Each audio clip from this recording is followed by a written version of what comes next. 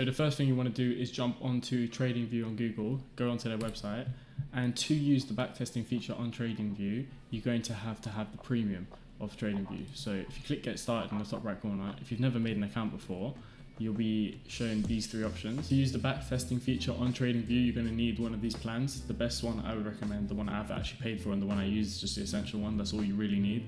However, when you're using the 30-day free trial, just go ahead and go for the premium. It gives you a longer trading history.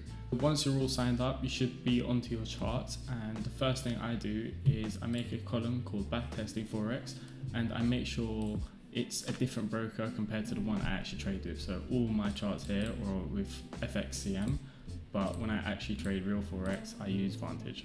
I use the Vantage charts. So what you want to do is set up all your charts with the same broker, and usually that's probably not the one you're trading with because you want to keep the one you're trading with to your personal account. I'm just going to demonstrate how you do this. So all you do is you come up here, create new list, name it backtesting, save that. So now you have this. So add in a couple charts. Then what you want to do is go to Forex and then all sources and then just pick any one of these. So if you're trading with Forex.com, pick 8cap. If you're trading with 8cap, pick Forex.com. Just pick one that your main broker is not with. So for example, I'm just going to pick Skrilling, and then we're just going to add in all the pairs that you want. So once you've added in all the pairs you want, you're going to want to pick the pair you want to backtest and trade on. For simplicity's sake, let's always pick Euro USD because a lot of people trade the majors and Euro USD is one of them. Then what you're going to want to do is make sure that you can't see any of the history. So for example, I like to just do this thing where I scroll, make the charts look like one line, and then go to here. And then how to start the replay system is you're going to click this button up here, click replay, and then you just want to keep scrolling until you find anywhere. Let's say here, we'll do 19th of October. And then if you click auto, it fits all your data to your screen, so you'll have it back up. So now, all you can do is backtest your strategy. So say for example, I want to take buys and sells at support and resistance. So all I would do now is mark up my zones. So let's say for example, we would take a sell at this resistance and we would take a buy at this support. So now, if I click this button, it moves price by one candlestick. So if you're on the hour, it will move by 1 hour candlestick. If you go to the 4 hour, it will move by 1 4 hour candle. If you go to the daily and you click it, it will move by 1 daily candle, or etc, etc. Then you're free to take your trades. So I have a little star thing here. So I've got my long and short position.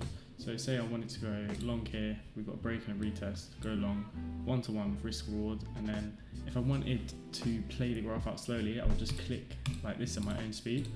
However, I can also change and do it completely automatically with this button. So if I click play, every 1 second it will play 1 bar, just like that. And I can also speed this up to 10. So if you click on here and you go to 10, that will speed it all up. So this trade, we actually, it was a bit sideways. This trade is probably a break-even trade. I will probably cash it, but it wins. There we go. And that's exactly how you backtest. Another thing to keep in mind is this button. If you want to go back, say for example, here, you can just do that and it will make all this data disappear, but it will keep any drawings you have. So to do that, you just left click on the chart and click remove drawings, and that will remove all your drawings so you can have a fresh chart and you can backtest. So the next thing that I would do is pair this backtesting with a trading journal. This way you can track all your trades that you've taken on the backtesting and you can see what works and what doesn't work. So let's say for example, we take a trade right here. We'll take so this is a support zone. As you can see, price bounced once, price bounced twice, price tried to bounce but it broke through. So we're going to trade this as a break and a retest. So we're going to take a short position if price reaches into this support zone. So it does.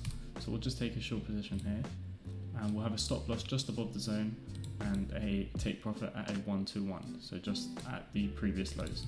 And then all we do is have a look what happens. It actually hits the take profit. So then what you can do is go to your trading journal.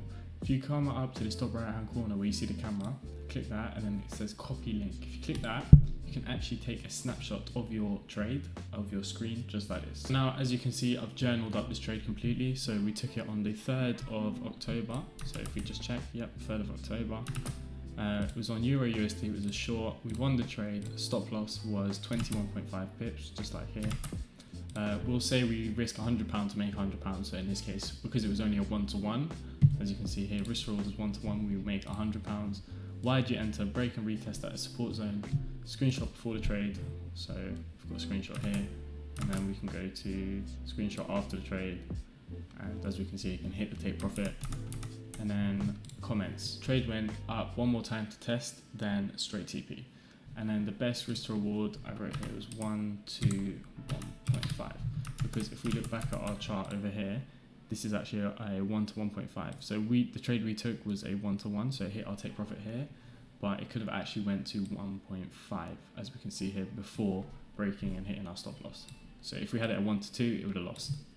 So the best risk to reward in this setup was a 1 to 1.5. So I recommend anyone who wants to backtest to keep a journal of their backtest. This way you can actually see what works, what doesn't work.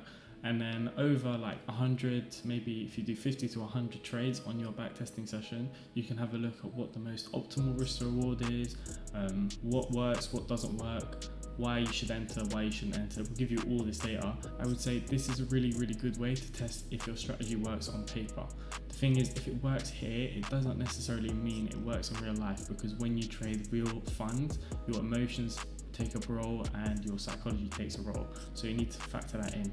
Would you do all the same stuff you're doing in your backtesting when you're actually trading real funds? So that's something you need to ask yourself. However, if you are getting good profits when backtesting and you're getting more wins than losses and your risk to rewards are getting better and better, this is a really, really good sign that when you actually do start trading real funds, you'll probably make it and do quite well. If you're interested to see how I trade and how I manage my positions, join the link in the bio and join my free Telegram. I send out every single trade I take, why I enter, how I enter, stop loss, take profit, and how I manage the trade.